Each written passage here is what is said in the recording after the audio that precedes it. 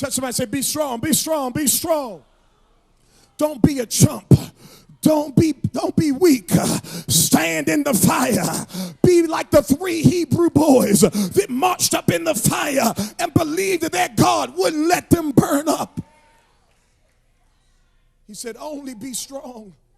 And then he said, be of good courage.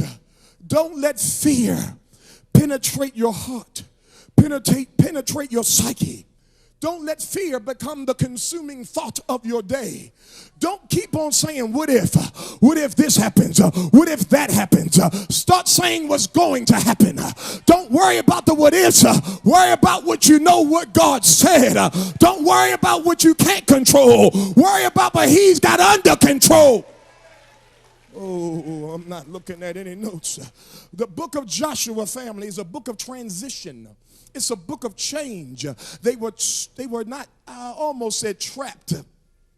I don't know if that's the best word, but they were in transition because for 40 years they had marched around in circles in the wilderness. And Joshua is the book of transition that moves them out of circles into purpose. Somebody say, I'm moving into purpose. Come on, say in 2009, I'm moving into purpose. See, from Joshua's book, they move from preparation to promise. Oh, that's good for somebody in here. What you've been going through last year and the year before that and the year before that is preparation. But you need to get ready for the promise. It's about to come to pass. What's this year? 2009, the year of delivery, where you push out what you've been carrying. Everything's been preparation, but now it's promise. Joshua's book is about, I've been through hell, but I'm going to beat the devil down today.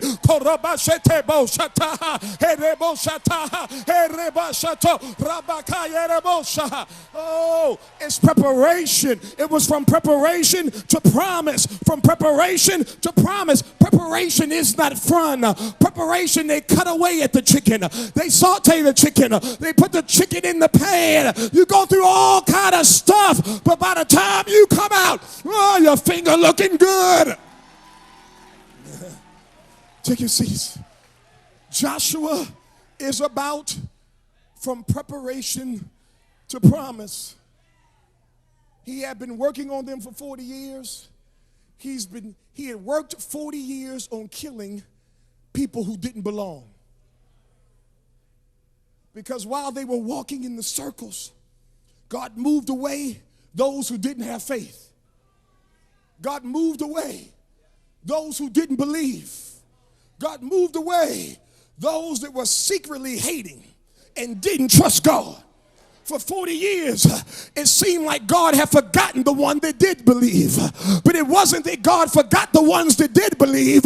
God refused to let the unbeliever go in with the believer. So God made you wait so that when you got there, you wouldn't have to worry about them. They walked around. That's why it's going from preparation to promise. Joshua is about possessing the promise. That's why he told him to get up and get over it and go into it. Because the book of Joshua is about possessing what God has promised you. If you are going to possess what God has for you, you're going to have some courage. You're going to have that faith that doesn't look at what it can see, but that faith that believes what it hath heard. Somebody say amen. Somebody say amen. Now, I want to say something. I want you to hear it. The preparation that you've gone through was designed to strengthen your faith. It was designed to build you up. Everything you've gone through to this point has gotten you ready, amen, for the showdown, the main event where you get to drive out the Canaanite and the Jebusite and the Amorite. They think they got a right to live in your house and drive your car and work at your desk, but you're about to step into a place where you drive the Jebusite out and you drive the Amorite out.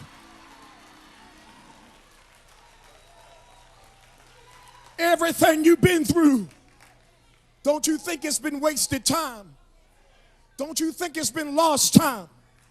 Even when you're forced into transition, don't look back and say that was wasting time, because sometimes you not only learn what to do, sometimes you learn what not to do.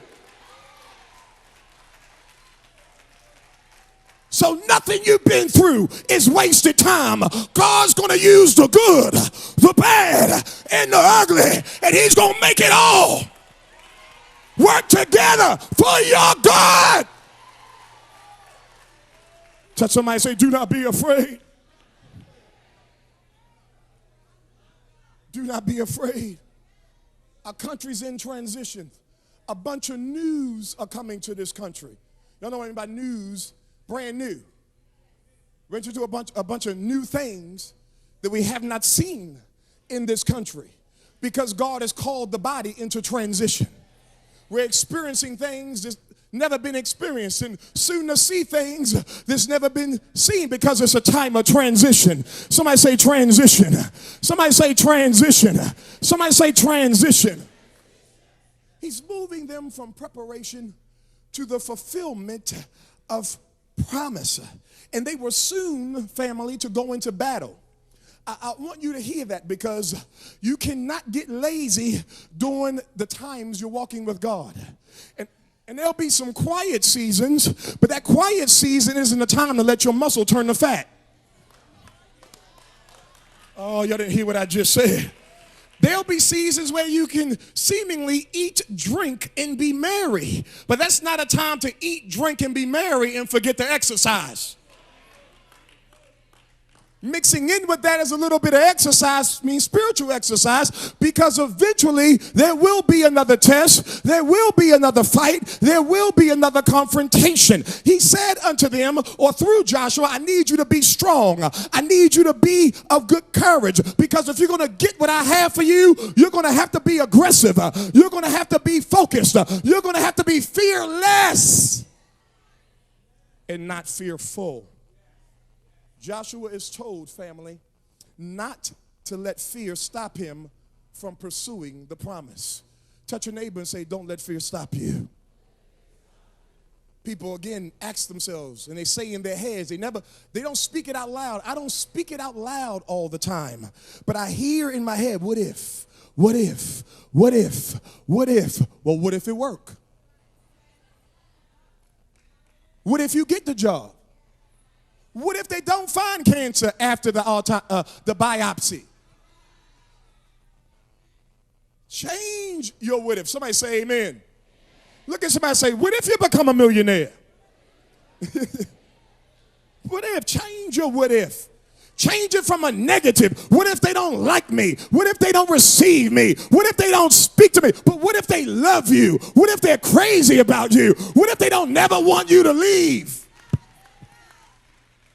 Don't walk up in there with all that doubt. Walk up in there with faith, because whatever energy you walk up in there with determines what you walk out with. Oh, somebody better say amen better than that. I'm trying to get you to your next job. I'm trying to get you to your next promotion. I'm trying to get you out of debt and into the blessing. I'm trying to get you out of renting and into owning. But you got to get rid of your doubt. You got to get rid of your doubt. You got to get rid of your doubt. God is well able. If God be for us,